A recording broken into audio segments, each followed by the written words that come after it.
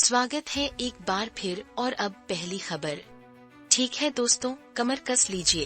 भारतीय शेयर बाजार ने अभी तेजी का एक हफ्ता खत्म किया है, लेकिन एक अंदरूनी विशेषज्ञ एक बड़ी चेतावनी दे रहा है। क्या यह एक बहुत बड़ा अवसर है या हम वित्तीय खाई के कगार पर हैं? हमने जो अंकवत किया है उस पर आपको यकीन नहीं होगा।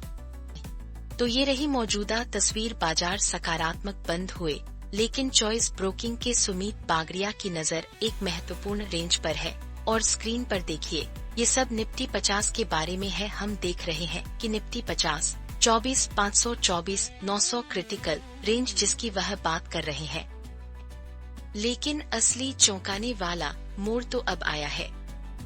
वह कहते हैं कि जब तक 24,900 का स्तर पार नहीं होता तब तक हम राहत रैली में है। लेकिन व्यक्तिगत शेयरों के बारे में क्या? यह विशेषज्ञ सिर्फ खतरे की घंटी नहीं बजा रहा है, वह हमें वास्तविक सिफारिशें दे रहा है। और स्क्रीन पर देखिए, उन्होंने सोमवार के लिए 3 शेयरों को चुना है। हम top 3 stocks Tata Steel, NBCC, BEL की बात कर रहे हैं।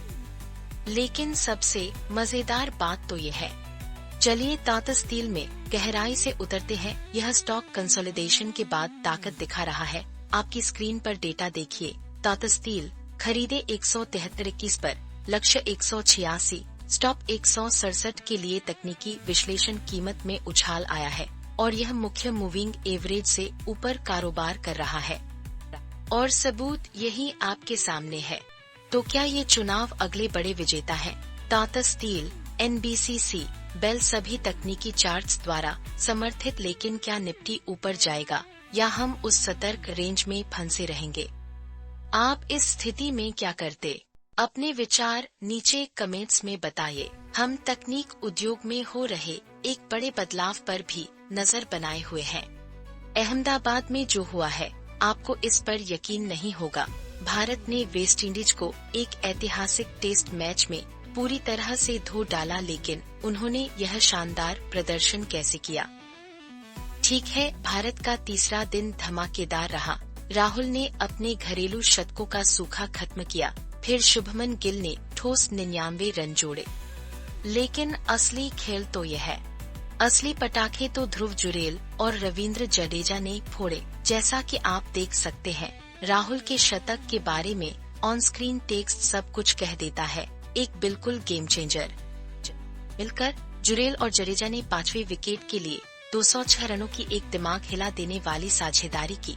उन्हें इस फ्रेम में देखिए, अपनी अविश्वसनीय उपलब्धि का जश्न मनाते हुए, और वह ऑन स्क्रीन टेक्स्ट उनके लगभग रिकॉर्ड को उजागर करता है, जो वास्तव में भारत की बल्लेबाजी की गहराई को दर्शाता है। जडेजा ने तो 5 छक्के भी जड़े, MS धोनी का रिकॉर्ड तोड़ते हुए। इस पर आपकी क्या राय है? फिर वेस्टइंडीज की पारी पूरी तरह से बिखर गई।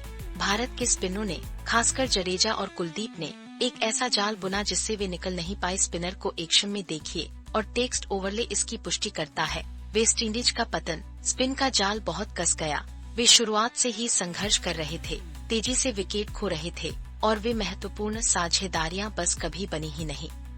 लेकिन रुकिए, अभी और भी बहुत कुछ है। भारत ने वेस्टइंडीज को एक पारी और 140 रनों से कुचल दिया, जिससे उन्होंने 1-0 की मजबूत बढ़त ले ली। टीम के आक्रामक फिर भी अनुशासित दृष्टिकोण का फायदा मिला, जिससे वे विश्व टेस्ट चैंपियनशिप में एक मजबूत प्रदर्शन के लिए तैयार हो गए। और इसके परिणाम तो होश उड़ाने वाले हैं।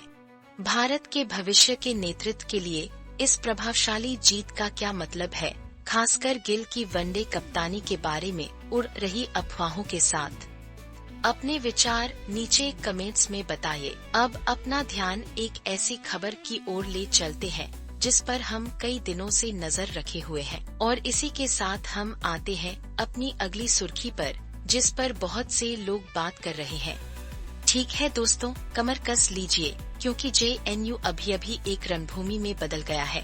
दुर्गा विसर्जन और रावण दहन समारोह में हंगामा मच गया। पुतले जल रहे थे, आरोप प्रत्यारोप उड़ रहे थे। लेकिन इस आगजनी को असल में किसने भड़काया? ठीक है, ये फुटेज देखिए। वामपंथी समूहों का दावा है कि उमर खालिद, शर्जील इमाम और अफजल गुरु के पुतले जलाए गए। जैसा कि आप स्क्रीन पर देख रहे हैं, ये सिर्फ कोई भी पुतले नहीं थे। वे चीख रहे हैं कि यहाँ सांप्रदायिक प्रचार का मकसद था। लेकिन असली चौंकाने वाला मोड़ तो अब आया है। आप कहता है और स्क्रीन आपको दिखाती है, उनका पुतला दहन प्रतीकात्मक था। नक्सलवाद, वामपंथ और राष्ट्र विरोधी विचारधाराओं के खिलाफ सीधा हमला। उन्होंने तो रावण के सिरों को नक्सली नेताओं से भी बदल दिया, और हमारे पास इसके सबूत भी हैं। लेकिन रुकिए, अभी और भी बहुत कुछ है। वामपंथी संगठन आपके हमलों के दावों को खारिज कर रहे हैं, पूरी बात को नफरत की राजनीति और इस्लामोफोबिया कह रहे हैं। जैसा कि वही लिखा है, उन्होंने तो ये भी सवाल उठाया कि अगर यह पूरी तरह प्रतीकात्मक था तो गोडसे या गुरमीत राम रहीम जैसे लोग रावण दहन का हिस्सा क्यों नहीं थे। कैंपस आरोपों और जवाबी आरोपों से विश्वविद्यालय गहराई से विभाजित है। आपका दावा है कि सांस्कृतिक सद्भाव पर हमला हुआ, जबकि वामपंथी समूह नफरत की राजनीति की निंदा करते हैं। दोनों पक्षों को चोटें आईं, दोनों पक्ष भारी वार पलटवार कर रहे हैं। तो असली कहानी क्या है और इसका JNU के भविष्य के लिए क्या मतलब है? फिलहाल के लिए इतना ही। आपसे फिर मुलाकात होगी कुछ और नई और दिलचस्प खबरों के साथ।